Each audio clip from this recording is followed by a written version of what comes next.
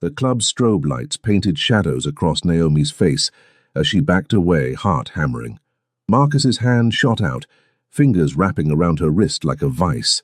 "You think you can just walk away from me?" Her eyes darted frantically across the crowded VIP section. That's when she saw him, a man who commanded space like gravity itself bent to his will.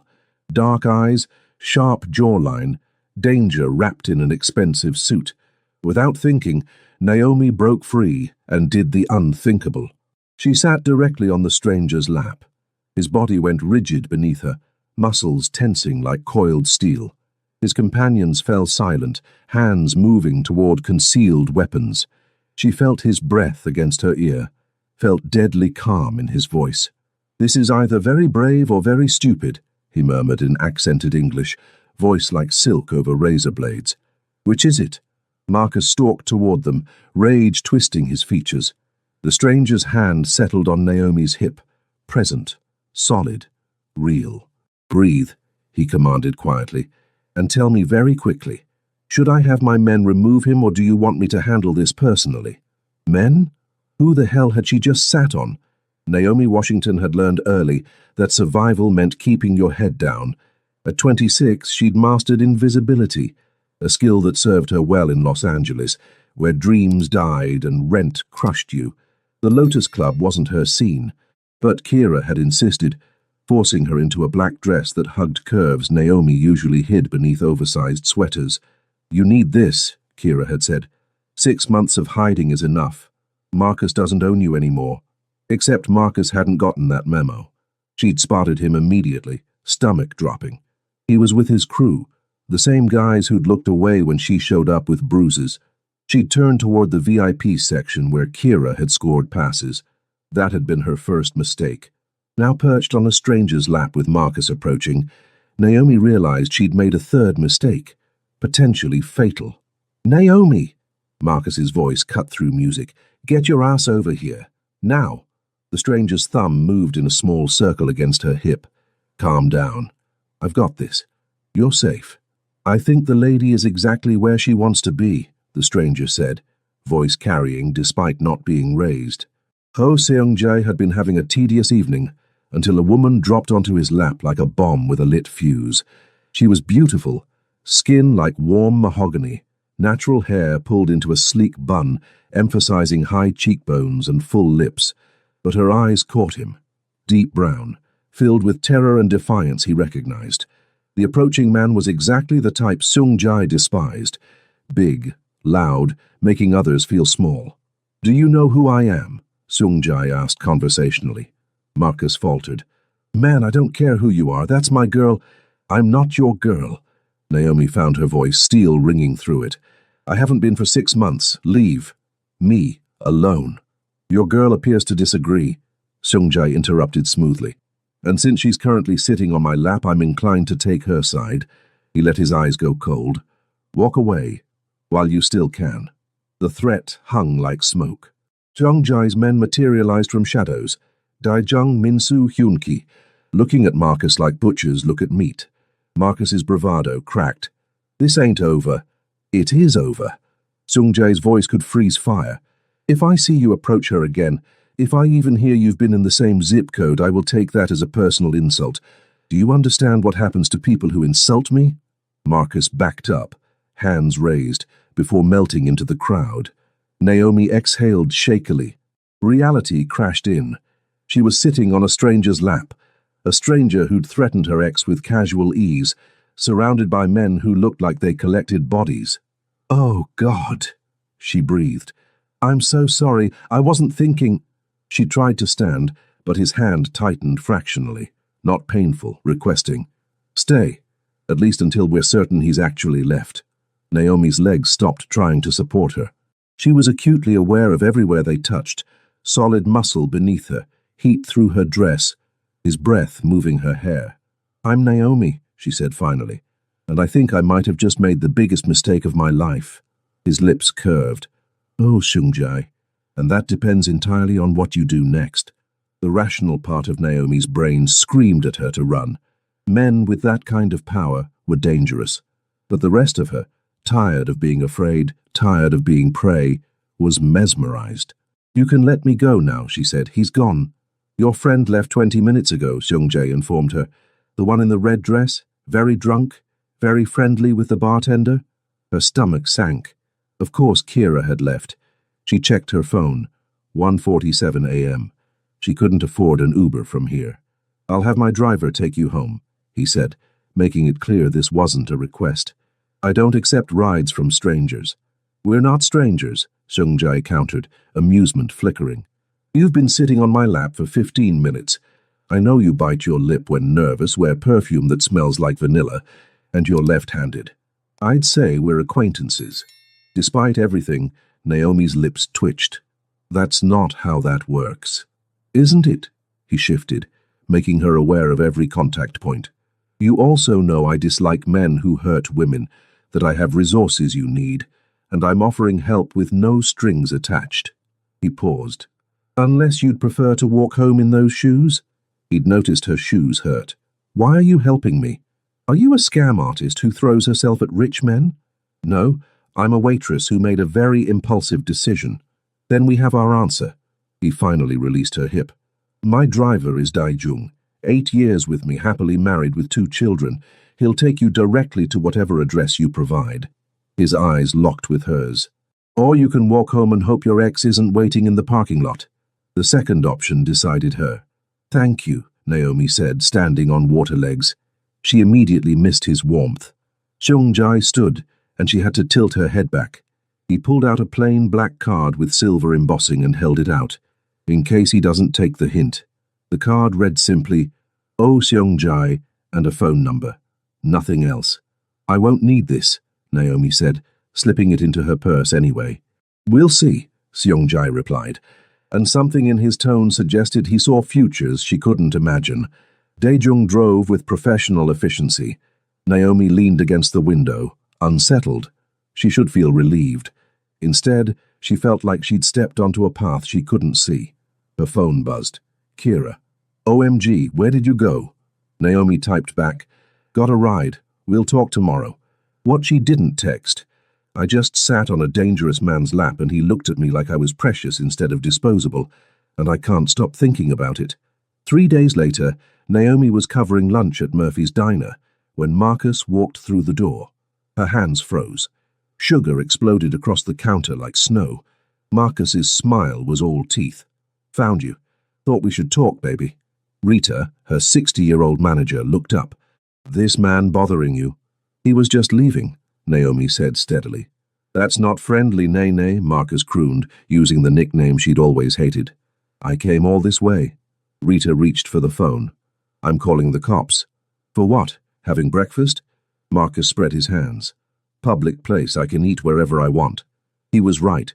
Unless he made an actual threat, there was nothing anyone could do. Naomi's hand found the black card. She'd looked at it 50 times in 3 days, memorized the number. She pulled out her phone and typed, "He found where I work." The response came in 30 seconds. "Address?" 10 minutes later, 3 black SUVs pulled up outside. Oh Seung-jae walked through the door like he owned the block. Dark jeans, black shirt with sleeves rolled to elbows, revealing defined forearms and the edge of a tattoo. His eyes swept the diner, catalogued Marcus, then found Naomi.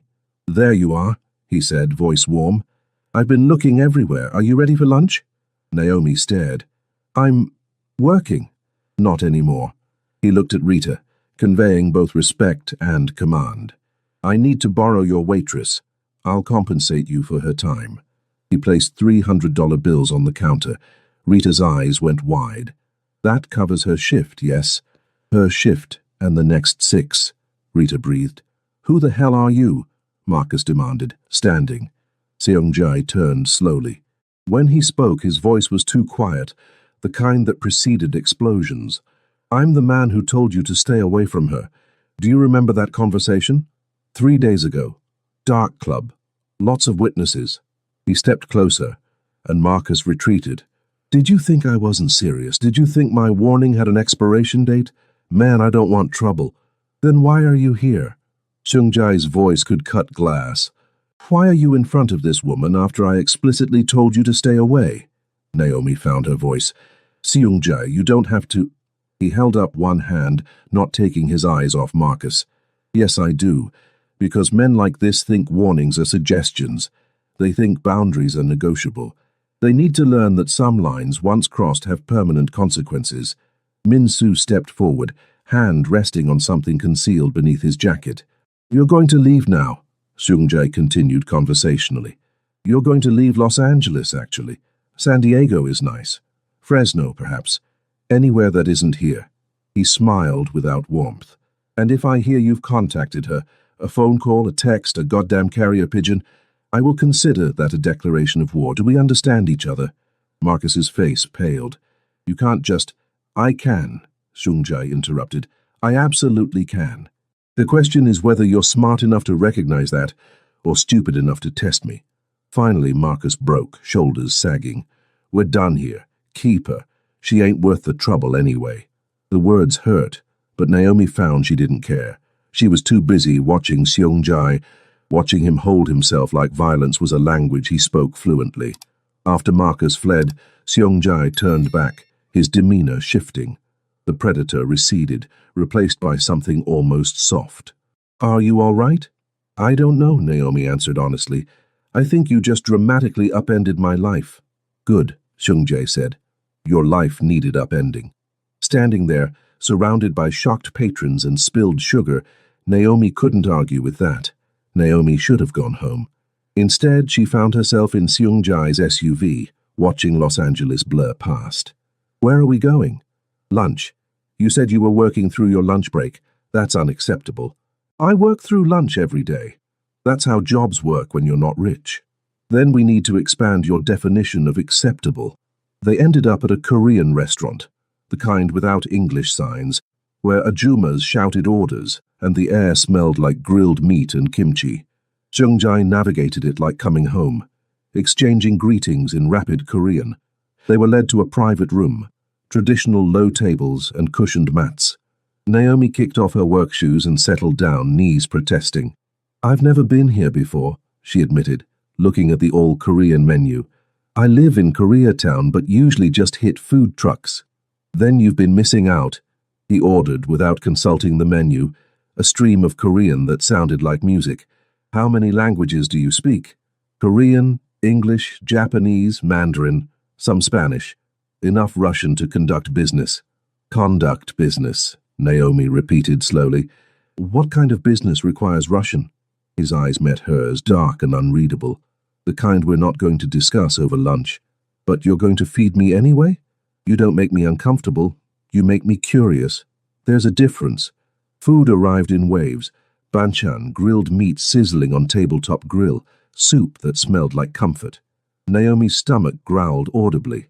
Eat, Seung-jae commanded gently. They ate in companionable silence, Seung-jae occasionally placing choice meat pieces on her plate with his chopsticks, a gesture that felt both intimate and casual. Why are you helping me? Naomi asked finally. Please don't say it's because I sat on your lap. Seung-jae considered taking a sip of tea. When I was 12, my mother left my father. He was not a good man. Powerful, yes. Respected, absolutely, but not good. He stared into his teacup. She tried to hide. Moved to a different city, changed her name, got a job as a seamstress. She thought she was safe. Naomi's chest tightened. What happened? He found her, and he made sure she never tried to leave again. Not by hurting her. My father was too smart. He hurt the people she cared about, her sister, her friends, anyone who'd helped her. He destroyed their lives systematically until my mother came back, because that was the only way to make him stop. That's horrible, Naomi breathed. That's power, Seung-jae corrected, voice hard. That's what happens when someone has resources and no conscience. My mother lived another 15 years in that house, smiling through every day. She died when I was 27. Heart attack, the doctors said. I think it was relief. Naomi reached across the table, her hand covering his. I'm sorry. Don't be sorry, Seung-jae said, turning his hand to interlace their fingers. Be grateful that when I see a man like Marcus, I have the power to do what no one could do for my mother. I can make him stop. You scared him. I terrified him. There's a difference. Fear fades. Terror lingers. They stayed like that, Hands connected across the table. Naomi felt something shift inside her, some carefully constructed wall beginning to crack. I was with Marcus for 2 years, she found herself saying. It started small, checking my phone, asking where I'd been. I thought it was jealousy.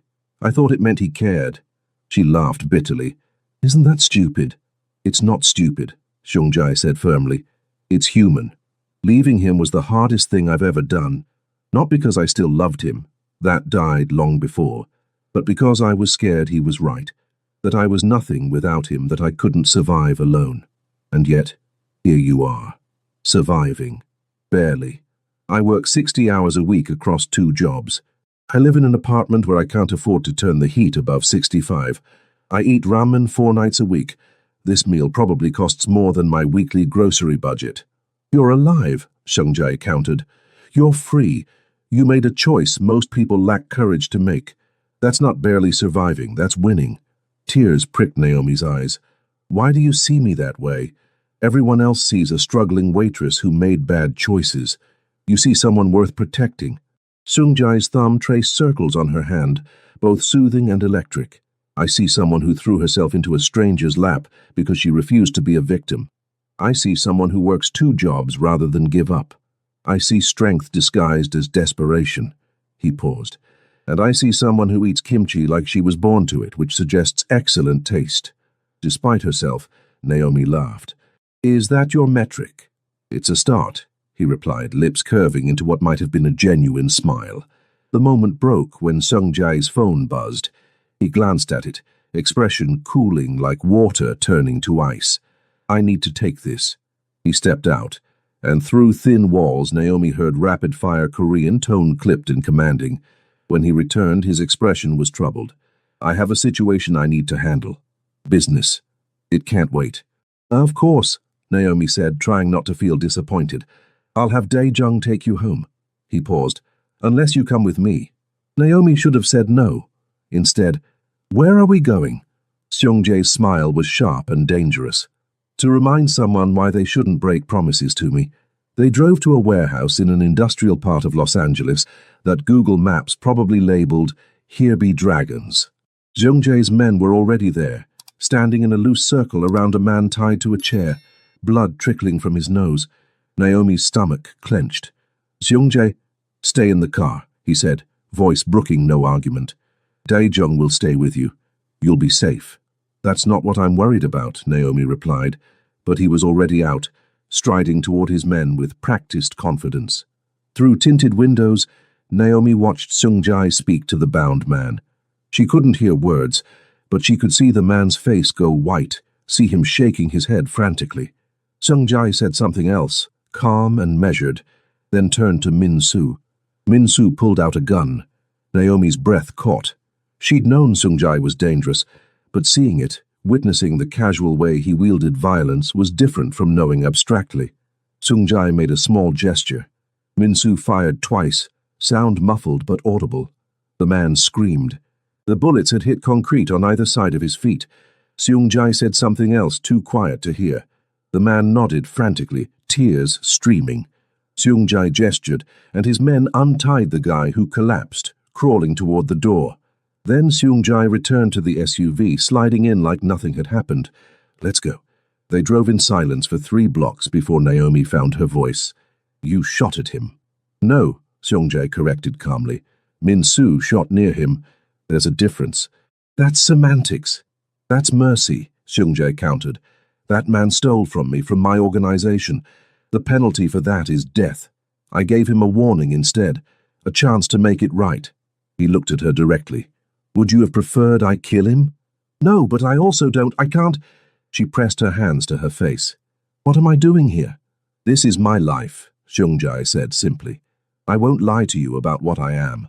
I run an organization that operates in shadows. I make decisions that cost lives sometimes. I'm not a good man by most definitions. He pulled her hands from her face. But I meant what I said at the restaurant. When I see someone being hurt by someone who thinks they have the right, I stop it, however I need to, even if stopping it means becoming the thing that hurts them. Especially then, because at least when I hurt someone, they deserved it.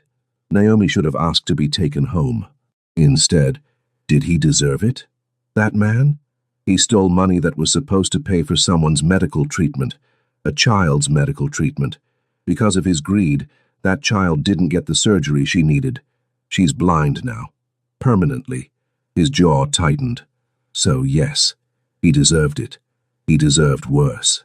Naomi's worldview was tilting, her ideas about right and wrong blurring into grey. I don't know what to do with this information. You don't have to do anything with it, Xiongji said gently. I'm not asking you to approve, I'm just refusing to lie about it. The SUV pulled up to Naomi's apartment building, a squat, stained structure with bars on windows and graffiti on walls. Xiongji looked at it with thinly veiled distaste. This is where you live? This is what I can afford, Naomi corrected sharply, defensive. I'm not judging you. I'm judging the universe that thinks this is acceptable housing for anyone. He paused. Stay with me tonight. Naomi's heart stuttered. What? Not like that, he clarified quickly, something almost like embarrassment crossing his features. I have guest rooms, multiple guest rooms. You'll be safer at my place than here, especially if Marcus decides to try again. Marcus is probably halfway to San Diego by now. Probably, Xiongji agreed, but I didn't build my life on probably. His eyes locked with hers. Stay, please. It was the please that decided her. Okay, but I'm taking the furthest guest room from your bedroom. Xiongji's smile was slow and devastating. Whatever makes you comfortable. Xiongji's house wasn't the ostentatious mansion Naomi had imagined. Instead, it was a mid-century modern masterpiece in the Hollywood Hills. Clean lines, floor-to-ceiling windows, expensive minimalism that whispered wealth. The view over Los Angeles was staggering. The guest room is upstairs, Xiongji said, leading her through a living room of greys and blacks and cream. Third door on the left. The guest room was bigger than Naomi's entire apartment, with a cloud bed and windows framing the glittering city. She found a t-shirt in the drawers, men's, massive, probably Xiongji's. It smelled like his cedar cologne, and something intrinsically him. She should sleep, but her mind was racing. Unable to settle, Naomi padded downstairs barefoot. Light came from a home office. Through the partially open door she could see Xiongji at a desk, reading his laptop with focused intensity. She knocked softly. Xiongji looked up, and something shifted when he saw her in his t-shirt, her natural hair loose. Can't sleep? Too much adrenaline. Also, your guest bed is so comfortable it's suspicious. Probably the tears of my enemies, Xiongji replied, deadpan, and Naomi found herself laughing. Can I come in? It's paperwork. Boring, necessary paperwork. The unglamorous side of organized crime. Naomi settled into the chair across from his desk, tucking her legs beneath her. Does it bother you? That I know what you do? Does it bother you? That you know. I don't know yet. Ask me again in a few days after I've processed witnessing a man get shot at. Fair enough? Xiongji closed his laptop, giving her full attention. What would you like to know? Everything. Or maybe just the highlights. Xiongji leaned back. My father ran a small operation in Koreatown. Protection, gambling, some loan sharking. Traditional Jopok business. He was good at it, but he lacked vision. But you did, Naomi guessed. I saw that Los Angeles was a tapestry. Korean neighborhoods, Latino neighborhoods, black neighborhoods, white neighborhoods, all operating in parallel. I saw opportunity in the spaces between. He met her eyes. I built bridges, alliances. I learned Spanish, learned street slang, learned how to negotiate with people my father would have dismissed. By the time I was 30, I'd tripled our revenue and expanded our territory without firing a single shot. Impressive and terrifying. Business, I treat my organization like a corporation. Supply chains, personnel management, strategic planning. The only difference is my board meetings occasionally involve weapons. Occasionally, Naomi repeated dryly. I prefer negotiation. Violence is expensive and messy and attracts attention. But sometimes people need to be reminded there are consequences. That deals, once made, must be kept. Like the man in the warehouse, who will now spend years working off his debt, and who will tell everyone what happens when you steal from Xiongji. Sometimes one act of violence prevents 100 more. That's utilitarian philosophy. Greatest good for greatest number. Seung-jae looked surprised. You studied philosophy? Community college. I'm working on my associate degree in business management. Slowly, very slowly, since I can only afford one class per semester. Why business management? Because I'm tired of being broke, Naomi said bluntly. I'm tired of living paycheck to paycheck doing mental math at the grocery store. I want— She paused, trying to articulate dreams that felt simultaneously too big and too small. I want to not be afraid all the time. Not just of Marcus, but of unexpected expenses. Of getting sick. Of my car breaking down. I want stability. That's not asking for much. That's asking for the bare minimum every person deserves. And yet, here I am, 26, living in an apartment with bars on windows, wearing a stranger's t-shirt because I didn't bring a change of clothes. You're not wearing a stranger's t-shirt, Seung-jae corrected softly. You're wearing mine. The words hung between them, heavy with implication. Naomi felt heat crawl up her neck, felt acutely aware of every inch of skin covered by his shirt. I should probably give it back. Keep it, Seung-jae replied, dark eyes never leaving hers. It looks better on you anyway. The tension shifted, became electric and dangerous. Naomi should stand up, should go back to the guest room, should put distance between herself and this man who looked at her like she was rare and precious. Instead, she asked, Why do you look at me like that? Like what? Like I matter. Seung-jae stood, circling the desk, to lean against it directly in front of her. Because you do matter. You matter to me. You barely know me, Naomi protested weakly. I know you chose poverty over abuse. I know you work yourself to exhaustion rather than ask for help. I know you sat on a stranger's lap because you refuse to be trapped again. I know you eat kimchi enthusiastically, and you bite your lip when you're nervous, and you're doing it right now. Naomi's teeth released her lower lip. That's not knowing someone. That's observation. Then let me know you, Seung-jae said, and there was something raw in his voice. Let me learn all the things observation can't teach me. Your favorite color, what you dream about, what makes you laugh when you're alone, what you want from life beyond basic survival. Why? Naomi breathed. Because I can't stop thinking about you, Seung-jae admitted. Because from the moment you landed in my lap, you've been a disruption I didn't know I needed. Because when I look at you, I see someone who deserves every good thing the world has to offer, and I want to be the person who gives it to you. Naomi stood, and suddenly they were inches apart, close enough to see the faint scar on his jawline, close enough to feel heat radiating from his body. I'm not a charity case, she said, needing him to understand. I'm not some damsel for you to rescue. I know, Seung-jae replied. You're a warrior who's been fighting alone too long. I'm not trying to rescue you. I'm trying to fight beside you. His hand came up, cupping her face with heartbreaking gentleness. His thumb traced her cheekbone. Tell me to stop, he murmured. Tell me you don't feel this thing between us, and I'll back away. I'll have Daijung take you home tomorrow, and I'll never bother you again.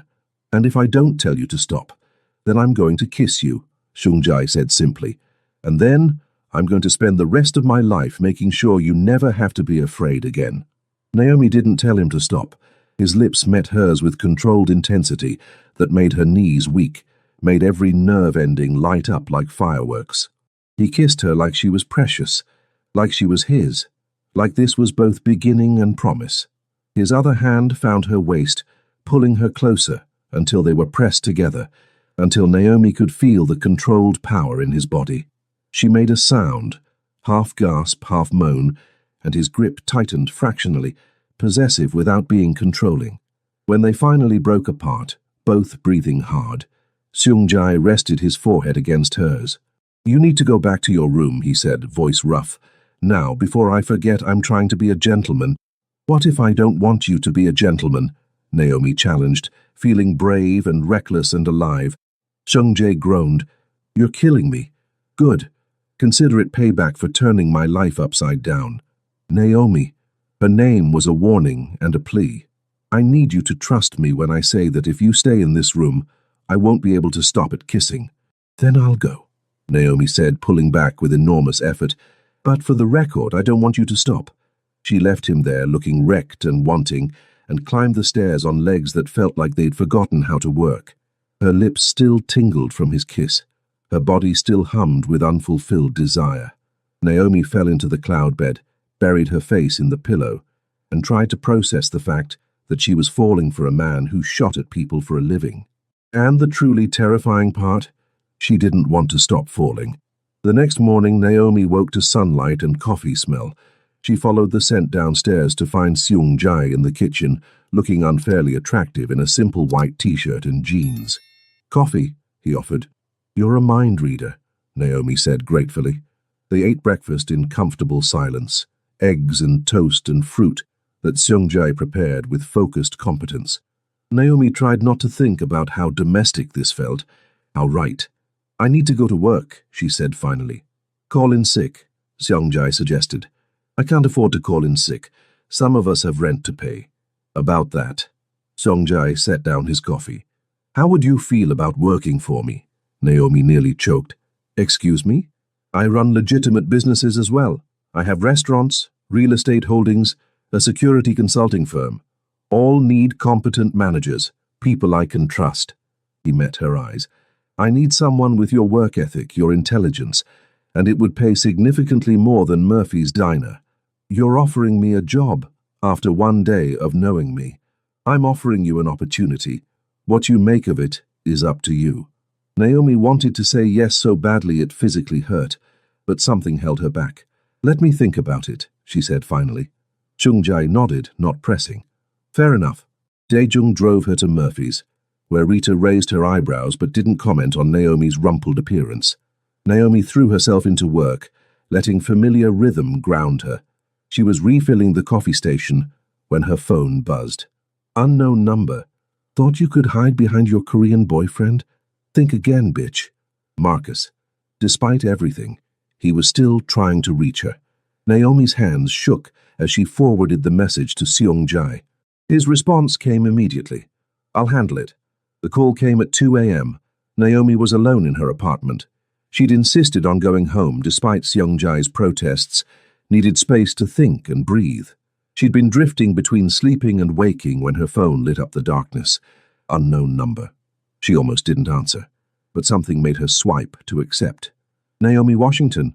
The voice was female, crisp, professional. "Yes? This is Detective Sarah Chen with the LAPD. I need you to come down to the station.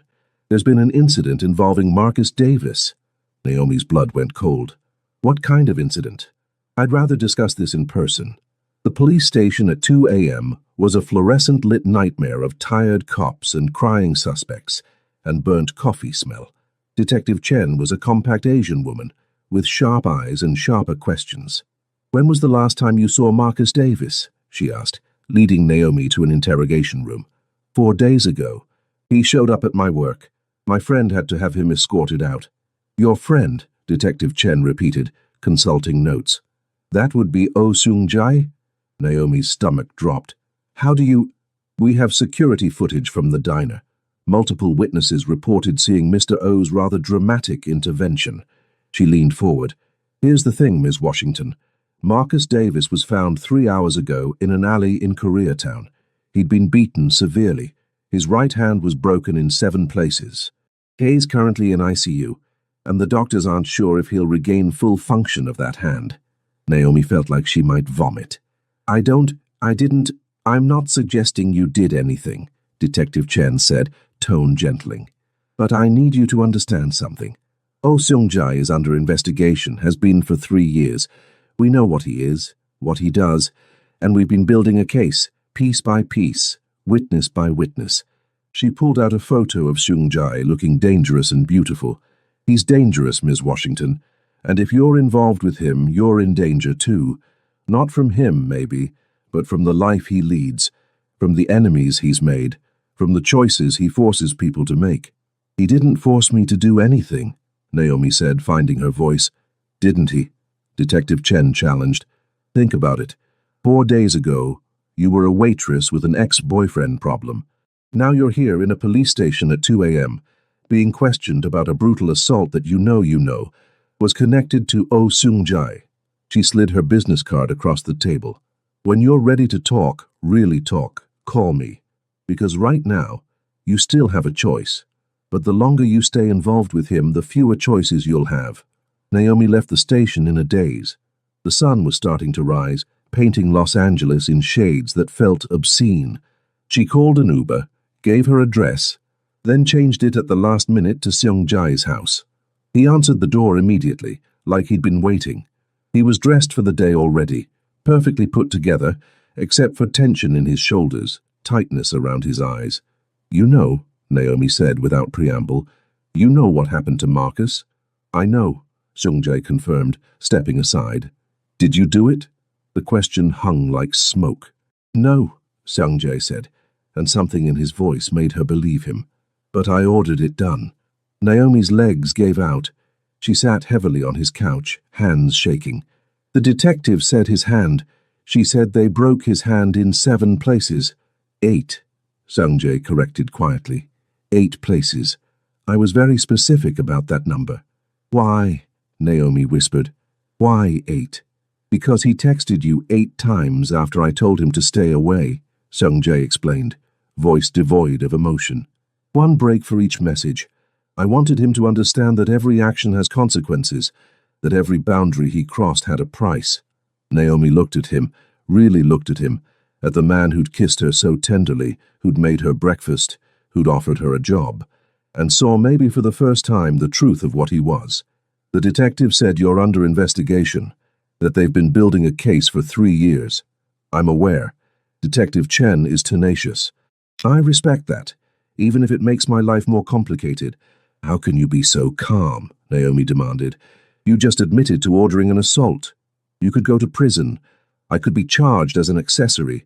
They could say I was involved, that I knew what was going to happen." "You didn't know," Seung-jae said firmly, "and I'll make sure they know that. You're not going to prison, Naomi. I won't allow it." "You won't allow it?" Naomi's voice rose. "You don't get to control this.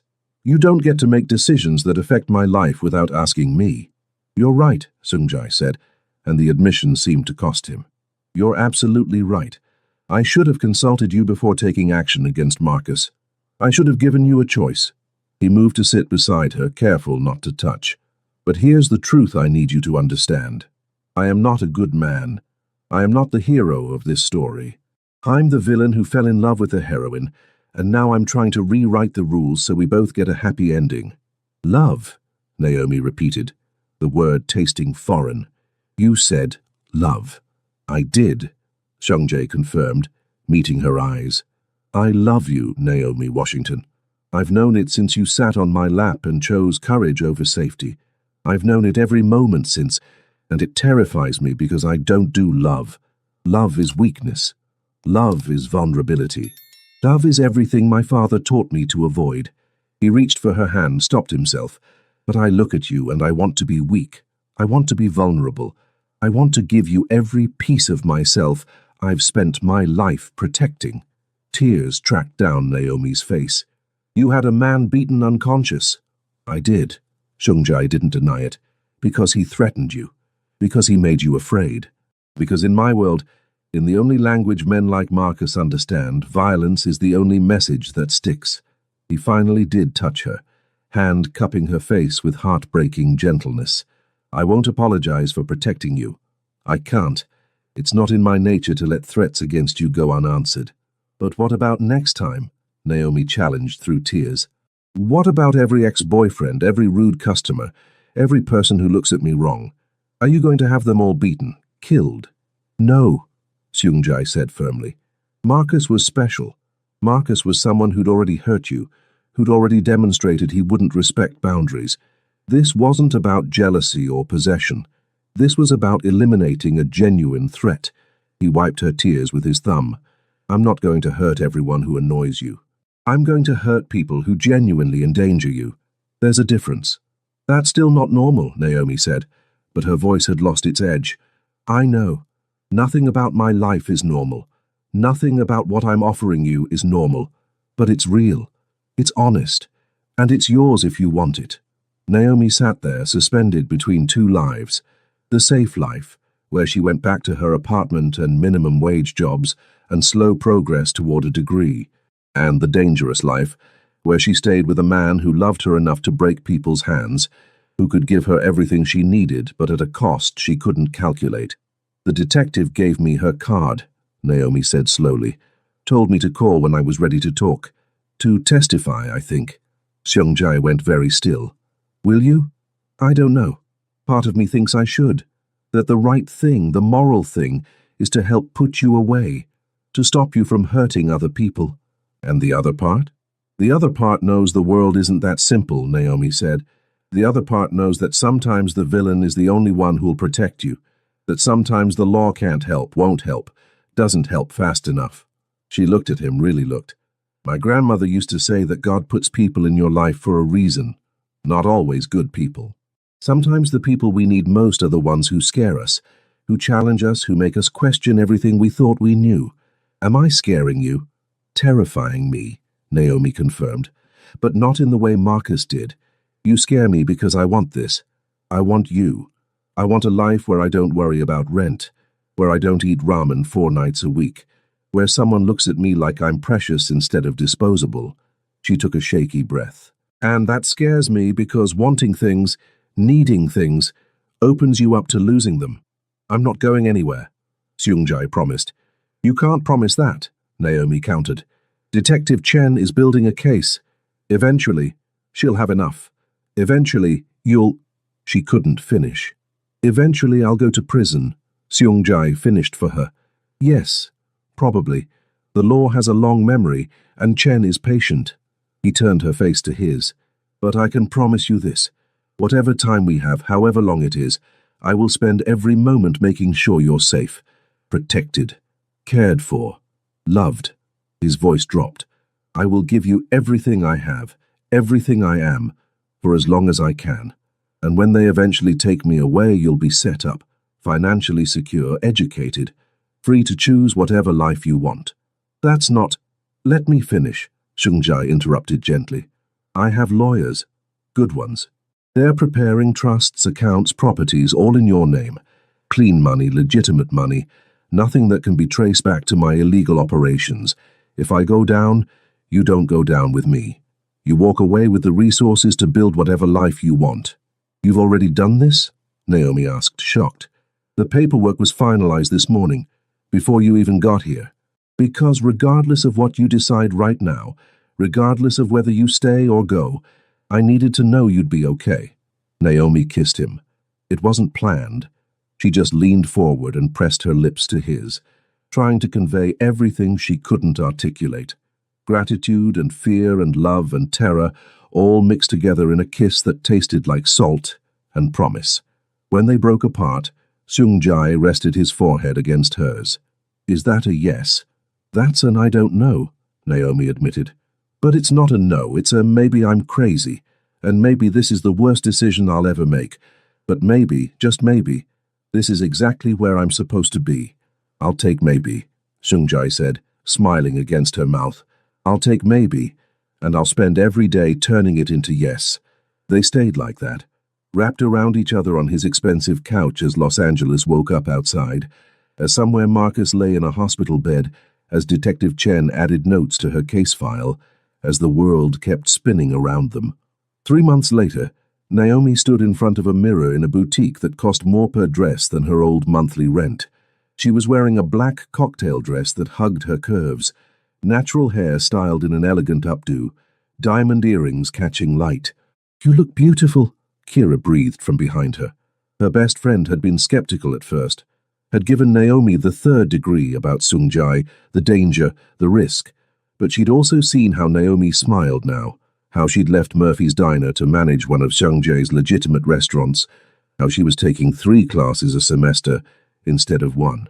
I look expensive, Naomi corrected, smoothing her hands over silk. There's a difference. You look happy. That's what matters. Tonight was a fundraiser for a children's hospital, one of those society events where Los Angeles's elite gathered to feel good about themselves while writing tax-deductible checks. Seung-jae had insisted Naomi accompany him, had called it making it official. Are you scared? Kira asked quietly. Constantly, Naomi admitted, but not of him. Never of him. She thought about the past 3 months, waking up in Seung-jae's bed, learning Korean phrases that made him smile, understanding the delicate balance of his world. She thought about the moment she'd told him she loved him too, the way his control had shattered, the way he'd kissed her like she was oxygen and he was drowning. She thought about Detective Chen, who'd called twice more, each time with more urgency. She thought about the manila envelope of evidence that lived in her desk drawer at the restaurant. Insurance, Seung-jae had called it. She thought about the choice she made every morning when she woke up beside a man who could order someone's death before breakfast and then cook her pancakes after. "I should go," Naomi said finally. "He's picking me up in 20 minutes. Seung-jae arrived in a town car, looking devastating in a tailored tuxedo. When he saw her, something hot and possessive flared in his eyes. "You're stunning," he said, helping her into the car. "You're biased," Naomi replied, but she smiled. The fundraiser was everything Naomi had imagined and nothing she'd expected. Rich people in expensive clothes, champagne flutes, a string quartet. But Seung-jae kept his hand on the small of her back the entire night, introduced her to everyone as Naomi, my girlfriend, with pride that made her chest ache. They were talking to a city councilman when Naomi saw her, Detective Chen, dressed in an ill-fitting blazer, watching from the bar. "Excuse me," Naomi murmured to Seung-jae. "I need to powder my nose." She found Chen in the ladies' room, touching up lipstick with the air of someone doing surveillance. "Detective," Naomi greeted coolly. "Ms. Washington, fancy meeting you here. This is harassment.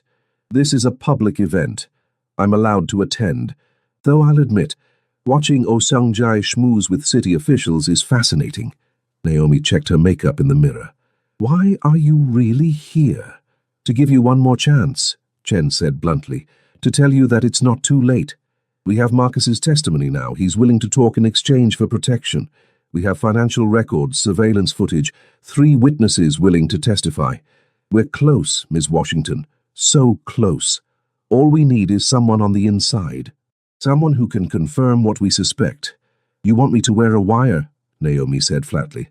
"I want you to save yourself," Chen corrected, "because when this comes down, and it will come down, everyone close to O is going down with him, including you, if you're not careful.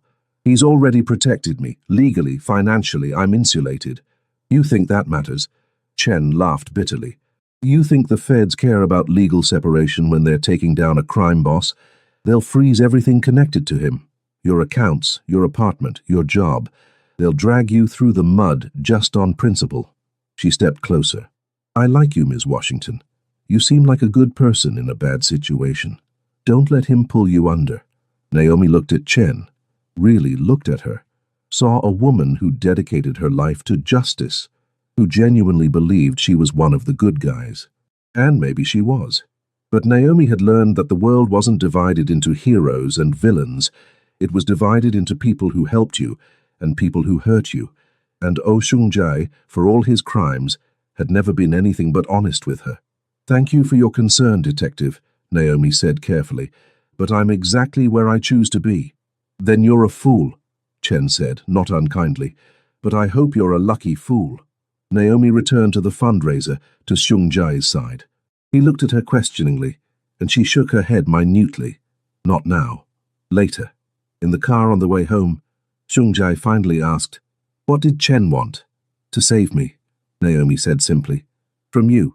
And what did you tell her?" "That I didn't need saving." Naomi took his hand, interlaced their fingers. "That I'm making my own choices, even if those choices lead you somewhere dark. Especially then," Naomi replied, "because I'm not afraid of the dark anymore. Not when I'm with you." Seung-jae pulled her close, buried his face in her hair. "I love you," he murmured. "God help me, I love you more than I've ever loved anything." "I love you too," Naomi whispered back. "And whatever happens, whatever Chen does, whatever case she builds, we'll face it together." "Together," Seung-jae agreed, and sealed the promise with a kiss. That night, in his bed, with city lights spread out below them like fallen stars, Naomi made her choice. She deleted Detective Chen's number from her phone. She burned the business card. She chose the man who'd broken someone's hand to protect her over the detective who promised her safety. Maybe it was the wrong choice, Maybe future Naomi would regret it. But present Naomi, wrapped in Seung-jae's arms, feeling safer than she'd ever felt with a man who should terrify her, present Naomi knew she'd make the same choice 1,000 times over. Play along, he'd whispered that first night. I'll protect you. And he had. In the most brutal, beautiful, complicated way possible. He'd protected her, claimed her, loved her, and now she was his, completely and irrevocably his. Not because she had to be, but because she chose to be. And that, Naomi thought as she drifted towards sleep, made all the difference. The next morning, Naomi woke to find Seung-jae already awake, watching her with an intensity that made her breath catch. "What?" she asked, smiling. "I'm memorizing this moment," he said simply. "You, here in my bed, in my life, mine." "Possessive much?" Naomi teased. "Unrepentantly," Seung-jae replied, pulling her closer. "You're mine, Naomi Washington, and I'm yours. Whatever comes next, we face it together." "Whatever comes next," Naomi agreed. What came next was Detective Chen's case hitting a wall. What came next was Marcus suddenly recanting his testimony and moving to Florida. What came next was witnesses developing amnesia and evidence mysteriously disappearing. What came next was Seung-jae gradually stepping back from his illegal operations, letting trusted lieutenants take over while he focused on his legitimate businesses. What came next was Naomi getting her business degree and becoming the most successful restaurant manager in Los Angeles. What came next was a life built on shaky foundations that somehow managed to stand strong. But in that moment, wrapped in each other's arms as Los Angeles woke up outside, none of that mattered. What mattered was the choice they'd made, the risk they'd taken, the love they'd found in the most unexpected place. "I have a meeting this morning," Seung-jae said reluctantly, "but tonight I'm taking you somewhere special." "Where?" "Surprise," he said, kissing her forehead. "Trust me." And Naomi realized she did. Completely, irrevocably. She trusted this dangerous man with her heart, her life, her future. "Okay," she said simply. "I trust you." That night, Seung-jae took her to a rooftop overlooking the city. He'd had it set up with candles and roses and all the romantic gestures she'd only seen in movies. "What's all this?" Naomi asked, breathless. "This," Seung-jae said, pulling out a small velvet box, "is me asking you to make it permanent, to choose me every day for the rest of your life." He opened the box, revealing a diamond that caught the city lights like captured stars. "Marry me, Naomi. Be mine forever. Let me spend the rest of my life protecting you, loving you, giving you everything you deserve." Naomi's hands flew to her mouth. "Seung-jae, I know I'm not a good man," he continued, his voice rough with emotion. "I know I come with danger and complications and a past that won't stay buried. But I also know that from the moment you sat on my lap, you changed everything. You made me want to be better. You made me believe in something beyond power and control. You made me believe in love." Tears streamed down Naomi's face.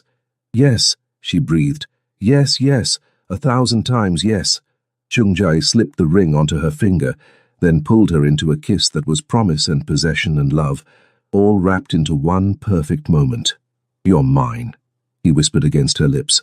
"I'm yours," Naomi confirmed. "And you're mine. No takebacks." "No takebacks," Seung-jae agreed, smiling that rare, genuine smile that he only ever gave her.